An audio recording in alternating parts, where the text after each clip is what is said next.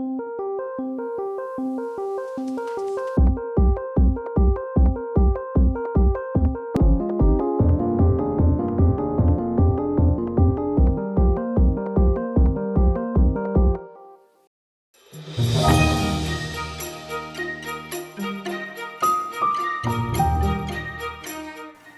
back.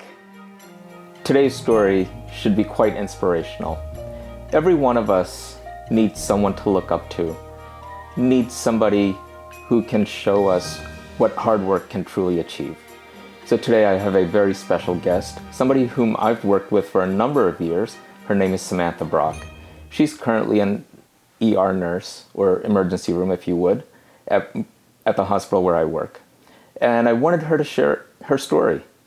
She's risen slowly from the ground up and will continue to rise. And I see nothing but promise in her future. So welcome to Samantha. Hi, how are you? Good. How are you? Good. Well, I'm glad you were able to join us today. Thank Truly you appreciate you taking the time out this afternoon. Absolutely. Thank you for having me. Absolutely. Where did you grow up? I grew up in Feasterville. Oh, so you're local. Yeah. Okay. I'm local. So you did your nursing prereq. So you always knew you wanted to be a nurse? No. No, you didn't. Okay, No, so I do didn't. tell. So actually, I always wanted to go into architecture when I was younger. I'll Okay. never forget, my parents are divorced, so when I was younger, my dad bought a rancher in Feasterville, and he was putting a second floor addition onto the whole house. And he sat there and was teaching me how he was doing his blueprints and all, because he's very handy, and you know, he was showing me all that, and I fell in love with the math, the science, the structure of it. So how old were you when this was going down? I want to say about like 13. Okay. I was young, 13, Sure. because it was fully built by the time I was 14. Okay. So in that roundabout. So I fell in love with that whole aspect. So this was just as you were entering high school, basically? Yes. Right around pretty that much. time? Yeah, right around Okay. that time. So after that, I was like set on it. So I paid more attention to science and math and everything and went that way.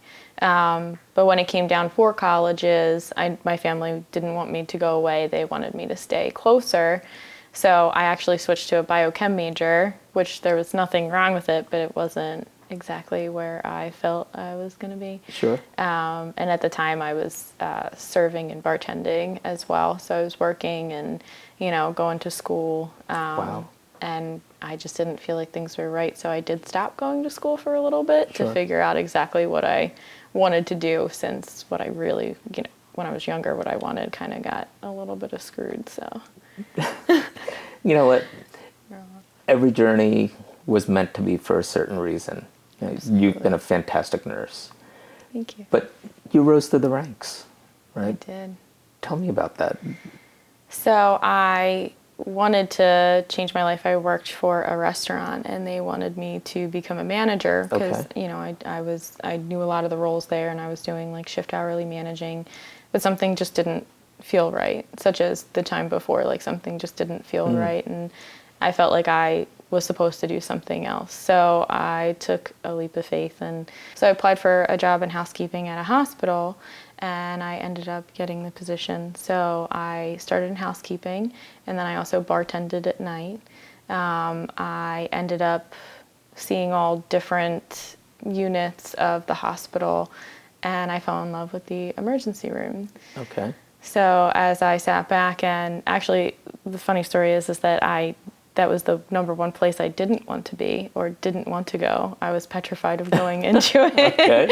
honestly. And that was the first place that they put me when I was training. And I was there for a while. I just took a step back and observed. So I looked at it as like a challenge. Sure. So I stepped back and observed. I watched the nurses and the doctors and the techs and the unit clerks and the pharmacists and everyone come together, and I watched them in traumas, and I watched them in life-saving measures, and something just clicked, and I just knew I wanted to be part of it. Okay. So when I realized that, I applied for an EMT school. So I went to school for an EMT because there you have to be an EMT to be an emergency room technician. And then from there I passed. They gave me 2 part-time jobs to make me full-time. So I learned how to be a unit clerk first. And then about a month later after training, I learned how to be an ER tech. Okay. I did that for about 8.5 years while I took my prerequisites for nursing school. And then I became a nurse, and then they hired me as an emergency nurse. And You've been a server, you've been a bartender, you've been a unit clerk, you are a nurse, and you're going to be an ICU nurse, I understand, in the very near future. But you've seen a lot in life. You've seen struggles, you've seen joyful memories, whether it's in your personal life or your work life. What motivates you? I think what motivates me is definitely coming from and living through situations and knowing what it's like to feel a certain way. I know what it feels like to struggle. I know what it feels like to go through pain. I know what it feels like to be happy. I know what it feels like in those times that it's so important that you have one person to just turn around and smile at you, because you don't know, you have no idea what someone's life is like, Sure. or what they're going through, or what their thought patterns are. And that's something that I have taken pretty much in everything that I do to really be able to like relate to people. I've learned that judging or trying to understand why someone could be, lashing out or not, it doesn't always have to do with you as a person. It has to do with whatever's going on with them. So I've always made it a point that if I can even just be that ear to listen, to help someone have a little bit better of a day or a little bit weight off of their shoulders, that is something I go out of my way to do. Is that what drew you to nursing? That is. It yeah. is, yeah. Mm-hmm. Do you feel comfortable talking about any of the struggles or the experiences that you've had? Yeah, I feel fine talking about all that. There's times where, there's scary times when you have patients that are, not completely there, and it's not their fault from any kind of diagnosis or whatever that they're struggling through. There's times when you don't feel completely safe. But the only thing that I think about, if a patient is in an extreme situation, is making sure that they're okay. Always thinking medically first and taking care of them and moving forward from there. I think those are the most uncomfortable. I'll be honest, sometimes, as a nurse, you get super nervous when you have really sick patients, and Sure. You just have to take a deep breath and go step by step and realize that what you're doing is what's best for the patient. And then I always think along with that is that I'm not just taking care of a patient, I'm taking care of their family as well. Sure. I really, really try and put it as into what I guess the best thing I could call like my own practice, right? So I'm a nurse, so how I treat my patients is going to be a direct reflection of who I am. And, I also believe in, honestly, like the mind, body, and spirit. If I come in and I'm not very nice, I don't think that's going to help you feel better, right? So that's so true. I really do feel like if I can come in and make it calm and create almost like a trust, then you'll trust me to help you through, regardless of what you've done, regardless of what you're there for, regardless. Sure. I'm not here to judge anyone or anything. I'm here to take care of you. Honestly, that is why nursing for me is so important. If I can touch that aspect of one person, Sure. I feel like that's... Well, I guess in the emergency room, you touch a lot of patients. Yeah, we do. Very high volume, especially these days with the pandemic. Yeah. What's that been like? That has been a challenge. There are times that you don't always realize that, you'll have something happen one day, and then you come in and you have the same assignment. And I walk in, like before, I've walked into a room before and kind of just had flashbacks of what happened. You're not always prepared for that, right? You're not always prepared for having certain things touch you as much as they have. Sure. Especially in the beginning of the pandemic when, they couldn't have families and you were just talking on their phone, where we didn't always have time for certain things because you were running around. I did find that the most important thing was having a loved one with people.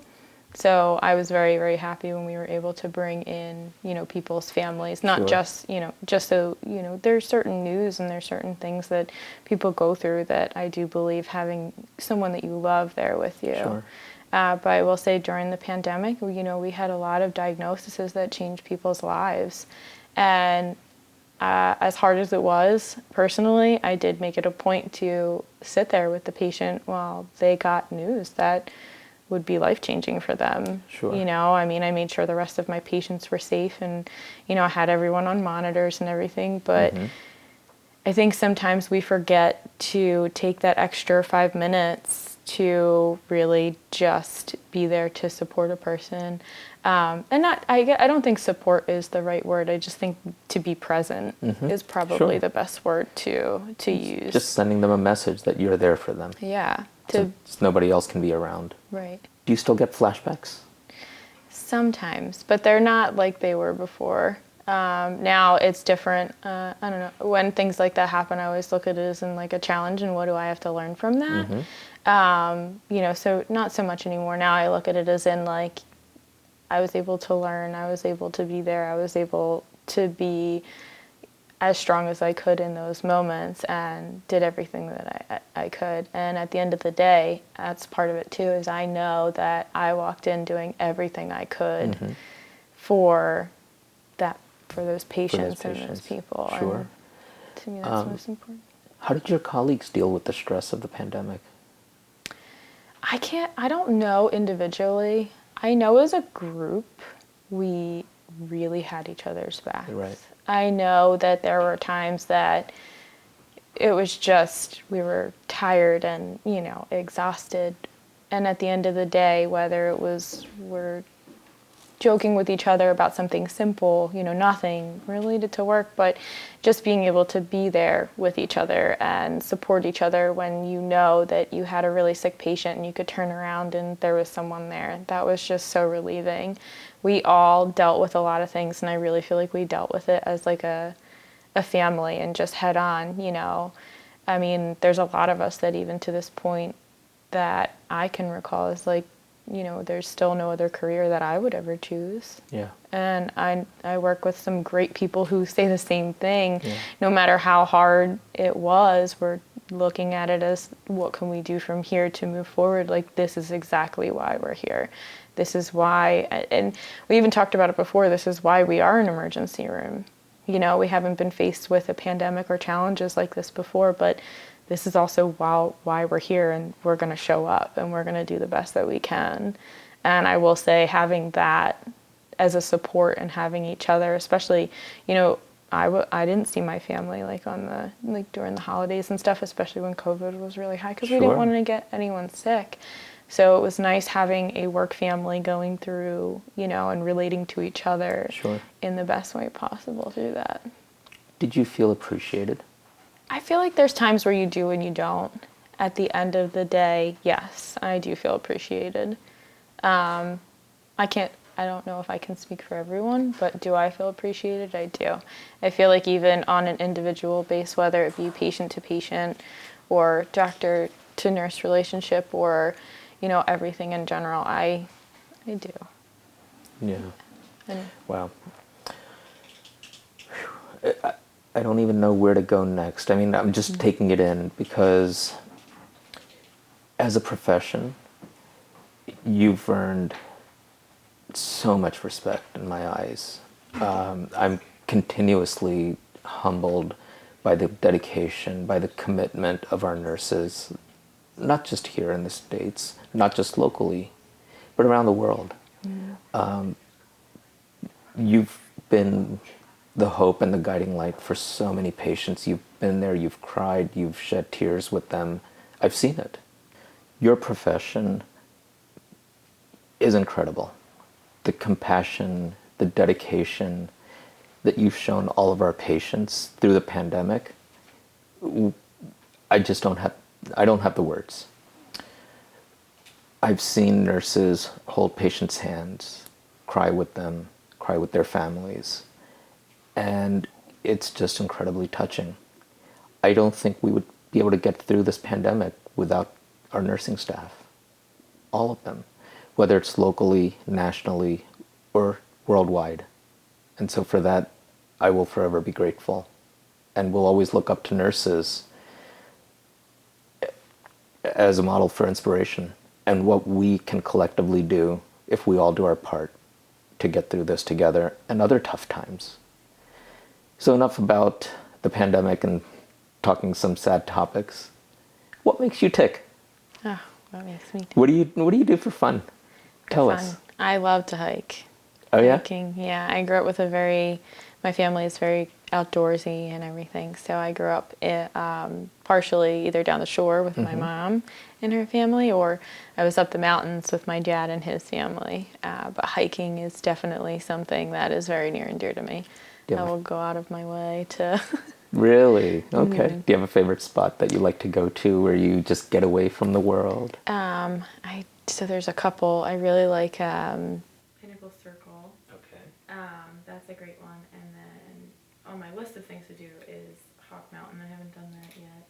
I heard that's really, really great. I haven't done that one. Mount Tammany is one of my favorites. Okay. I usually do the red trail because then you're like pretty much climbing. And then I went to Lake George a while ago, and we did Cat Mountain, which was just, by the time you got up to the top, the view was breathtaking. Yeah. I mean, it was completely worth all of it. I'm very lucky to have some friends that enjoy doing it too. That's important, so. exactly. Ever see yourself going to bigger mountains? I would love to. So I've been out in Colorado. Okay. I have done that. I haven't done like a lot of the bigger ones, but I was in Cheyenne Canyon. Oh wow. Is it Cheyenne? I think Cheyenne Canyon is where we hiked. It was amazing. We did the Seven Falls. I went with one of my friends. We did the Seven Falls there. We did so much, and honestly, in Colorado, wherever you drove, it was so breathtaking and beautiful. It didn't matter what time of day, how the sun hit, one thing compared to the other. But I'd like to do Yellowstone. Okay. Glacier National Sure. Park in Montana is I think it's going to be my next. How about Everest? Top of the world? Oh, I would love to, but I don't know if I'd be ready for that one. I think you can do it. Yeah. I can just see you. Yeah, climbing on up. Yeah. That'd be awesome. That's awesome. What else do you do for fun? Movies. I love movies. Yeah. I'm a big movie person and a marathoner. I like really? the marathon TV shows where they can just run. I'll leave them on. Movies are big. I love like action movies and comedies. Comedies are definitely my favorite.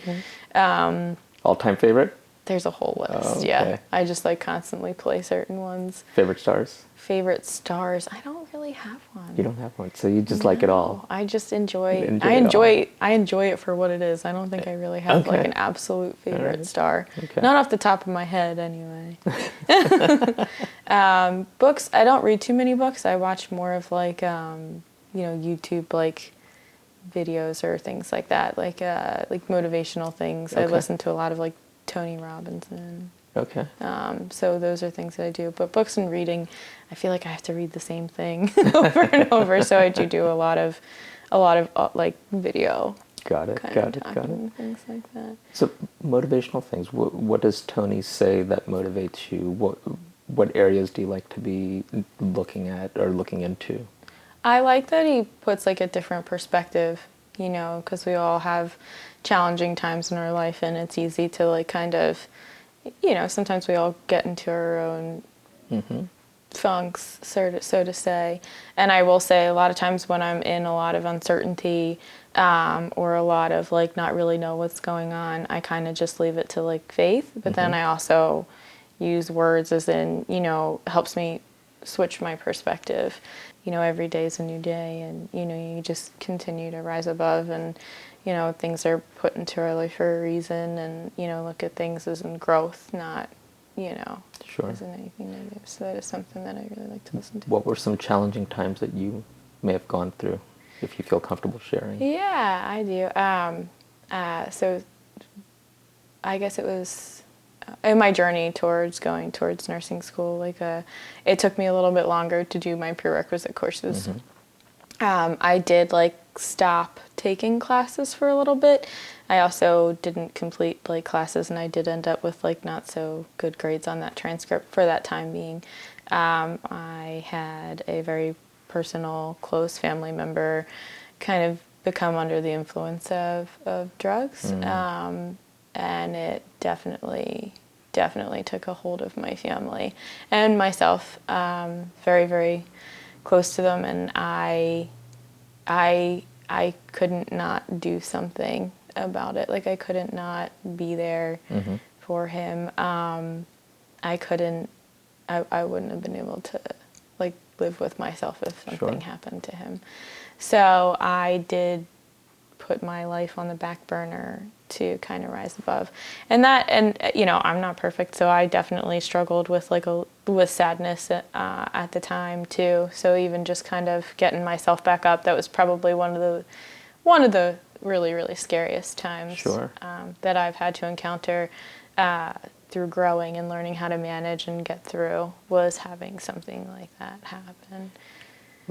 We learn from all of these experiences, and unfortunately sometimes it takes people down the wrong road. But you seem to rise above the occasion. How did you pull yourself out? Honestly, I pulled myself out, especially in the times where there were like no communication with them and everything, as in just believing that they knew deep down that they were still them, and that they had the power to like overcome everything. And I just remember whenever I would have like really a lot of like sadness about it, I would just like pray or like send like good vibes or whatever. Honestly, in my own personal way, I don't even think I've ever actually spoken about it before, like to that extent. But it did happen. So he actually came back and, you know, was able to get help and go through the processes, and now he is married and to a wonderful lady and very, very successful. And I'm just so proud of him. You came through for him. Yeah. You were there. That's okay. You were there for him when he needed you. Yeah. And then you realized everything was going to be fine, and you decided to go get back on track with your life. Yeah, I did. You know?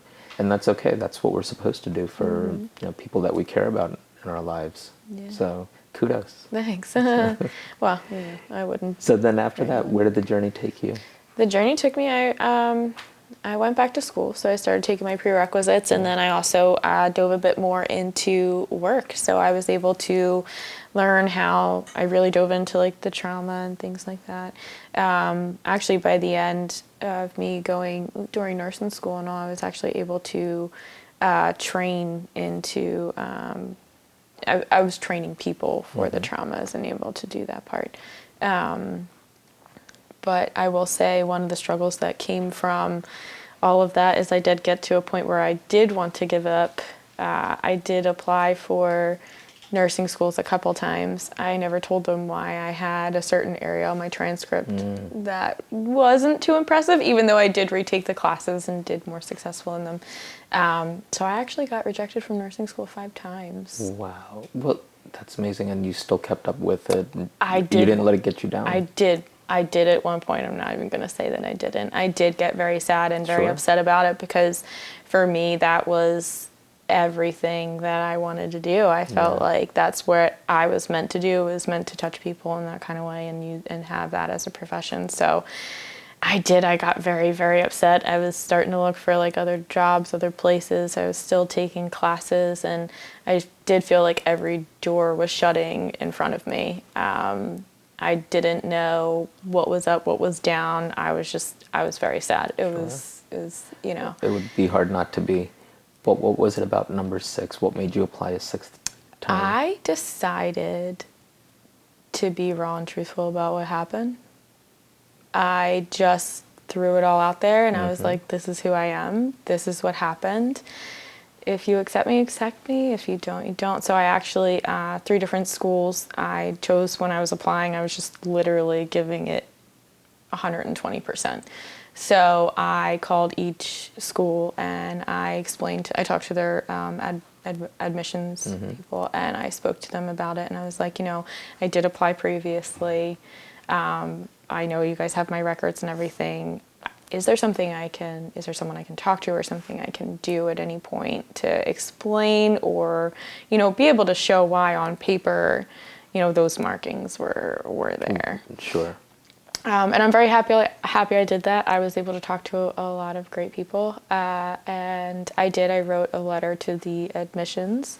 I did have interviews for 2 of the 3 schools, and I did get into 2 of the 3 schools.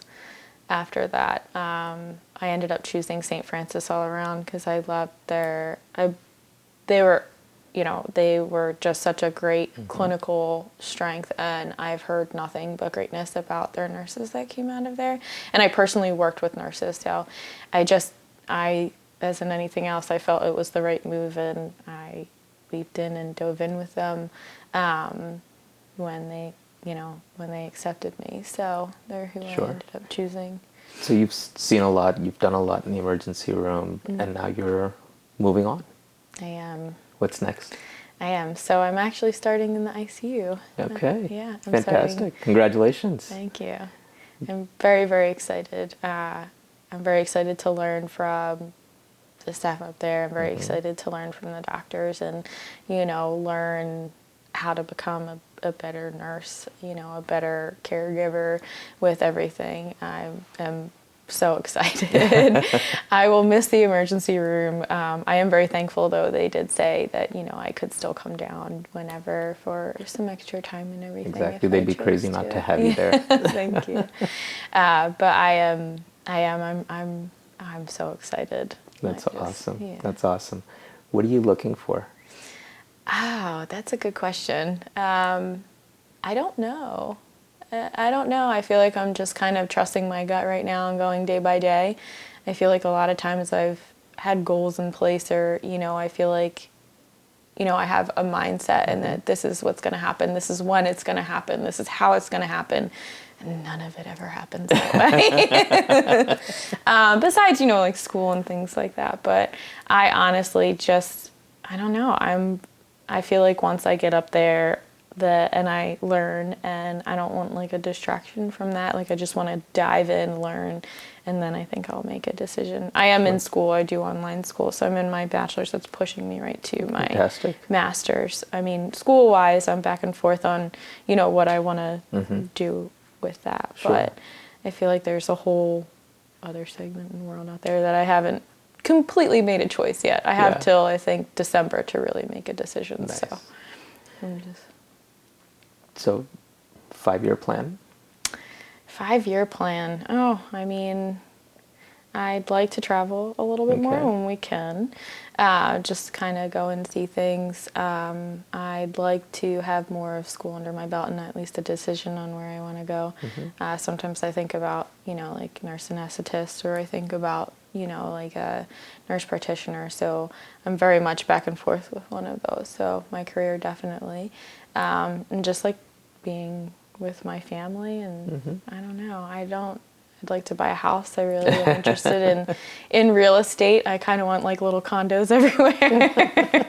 Very nice. As great Good, as that sounds, good. but So we've got a little entrepreneurial spirit in there also. I do, Okay. yeah, I do. Always had it, or? Yeah, I want to say I don't limit myself to anything, I guess. I like to experience something and see if it feels right, and take a chance than to not. And go for it. Absolutely. So I feel like you never know until you actually... You only live once, right? Yeah, until you actually try. So travel, where do you want to go? Where do I want to go? I would love to travel everywhere I could, honestly. I think... But traveling isn't just traveling for me. I'd like to learn about cultures like Machu Picchu. I would love to go to. I would love literally anywhere that I could. Originally, it was just the original like wonders of the world, like Egypt and everything. But I'm really interested in people's cultures. I feel like we can learn a lot from each other. You never know in having a conversation or what you come across, and in someone, everyone has their own cultural and beliefs, and I feel like a lot of things that we reflect back make us stronger and grow together as just as society, as humans. Sure. It doesn't matter who you are. So cultures, it's interesting you say that. Do you think we grow up isolated in this country? I don't. Or do we not understand enough about other cultures? I think I wish it was more. I don't know how to. I wish it was more. I wish culture was more taught throughout your time, especially here. Like, I wish that, you know, there was more learning and understanding where, you know, people's belief systems and how it makes them who they are, and, you know, that's their support in growing as an individual, right? We're all individuals. Sure. I really do wish that that was more brought about. Like, for me growing up, I was very much, you know, people are, you know, if people are wonderful. You know, you don't judge a book by its cover. You never judge anyone unless they actually harm you. If someone harms you, you talk about it, you get through it, and you figure things out that way. Sure. But regardless of who you are, you respect them, you know, you learn from them, you trust in them, you have conversations, whether it's good, bad, and different, no matter what, you're going to learn from it. So I will say, you know, I've been very blessed with being able to grow up that way. You know, I feel like because of that is why I have such a want to be able to listen to other people and be able to learn different things, because I feel like that's something, you know, that could be unifying for everyone in general, you know, to be able to sit back and understand, you know, you come from here, I come from here, and then learning the commonality and even the differences, and just being respecting and enjoying that about each other. I think that's really great. I don't know. I look at people as like a book, right? You never know until you start talking to someone. Until you actually open the cover and start peering inside, kind of what we're doing with you today. Yeah. You know? Exactly. That's amazing. And I love that philosophy and that idea. And what you're saying really to me is, if we take a moment to understand others, maybe they'll understand us, and we'll find that we're all pretty much we have a lot of things in common in general. One of the things that you just said kind of caught my ear for a moment. Was the word harm. Have you been harmed? Have I been harmed? Oh, I mean, I've been hurt like anyone else. I mean, I think it depends on like an individual kind of definition of it. Hurt, I've been hurt multiple times. Who you know? hasn't, right? Yes. Along those lines, you know, we can be hurt, we can be challenged emotionally at times. Have you found yourself getting attached to any of your patients that either come in really sick, or families that are really struggling with a loved one's sickness? I do.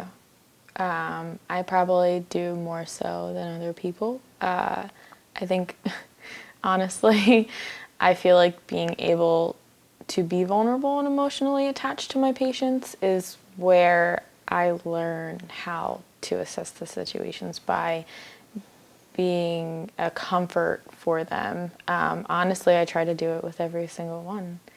As in speaking from being hurt and things like that, I really take into my own life experiences, as I've mentioned before, as in knowing what that feels like.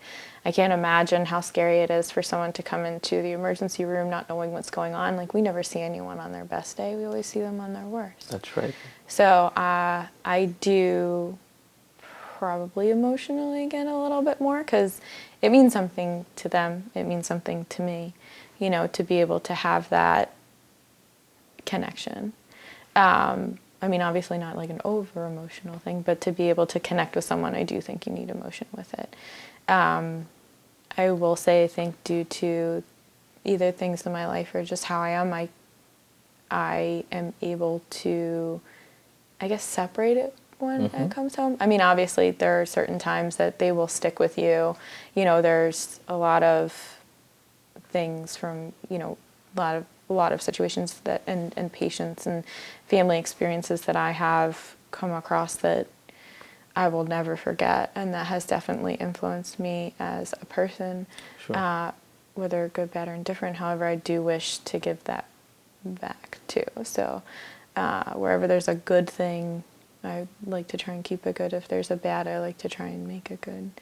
If that makes It makes a lot of any sense. sense. That's exactly why you do what you Yeah. do. Not everyone can do that. Yeah. So I put my all into it, and I'm not afraid to. I rather be open that way than close off, because I feel like if I close off, I could miss something. Sure, sure. If that makes sense. And allowing not necessarily just attachment, but I guess letting patients know that you have their ear probably goes a long way towards comforting them, as well as families. How do you deal with a really difficult patient or family? How do you diffuse that situation? I stay very calm.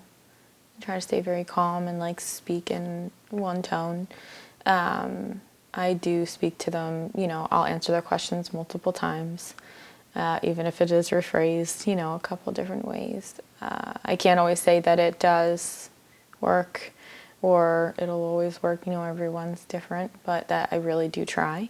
The majority of the time it does, if someone is, with a calm setting and calm speaking, and then I'll also, kind of go above and really just make sure I try and answer everything I can or make them more comfortable or do everything within my power to be able to. And honestly, if that doesn't diffuse the situation or what is going on or how someone feels, then I feel like then maybe I'm not the best person to do it, and I'm 100% okay with saying that. So maybe I will ask my charge nurse or someone else to come in as in a fresh face, because then maybe that can help diffuse the situation as well. And that's very mature of you, rather than let the ego get the better of you. Yeah. Turn it over to somebody else. It might just be a better fit. It's not necessarily you or them. It's just sometimes it's just about fit, right? So anyway, I really wanted to thank you for joining us today and just giving us a little bit of insight on what makes you as a nurse tick. But it's given us a lot of things to think about as far as our nursing colleagues everywhere. Because I imagine a lot of it is a similar driving vision to just provide care and comfort to our patients, to their patients and families, and help improve the situation. So thank you. Any parting words for our viewers today? Don't ever give up. There you go. Don't ever give up. No, because your story says it all. Yeah. And don't ever, even in the times that you feel like you are, I just think it's like a rebuilding platform. It's just you start rebuilding from where you are at that point. But don't ever give up or lose sight of what you want, because you will. You can make it happen, and you're a living example of that. Yeah. So congratulations on what you've achieved today, and I look forward to watching your journey. Thank you. I really do, and I mean it with sincerity. Thank you. Thank you, everyone. Thank you for joining us today, and I'd like to leave you these parting words from a dear patient of mine. May you always carry a light. May it always shine bright. May you always have a song in your heart, just to remind you that truly we're never that far apart. Thank you. See you next time.